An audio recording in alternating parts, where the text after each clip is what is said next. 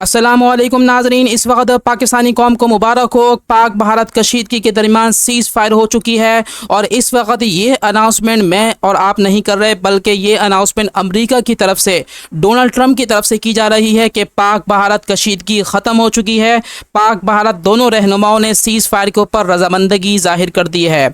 मैं आपको बताऊँ कि 10 मई यानी कि आज की सुबह ही पाक फ़ौज ने ऑपरेशन बुनियान मरसूस लॉन्च किया, जो कि इंडिया के हमलों के जवाब में किया गया और पाकिस्तान ने पूरे भारत के अंदर एक तरीके से मुकम्मल तौर पर तबाही फेर दी। भारत के 3 बड़े मिलिट्री एयर बेसिस को निशाना बनाया और आपने जैसे कि हमारी लाइव स्ट्रीमिंग के ऊपर भी देखा कि किस तरीके से पाक फ़ज़ाइया के जांबाज जो है वो किस तरीके से इंडियन मिलिट्री बेसिस को निशाना बना रहे थे।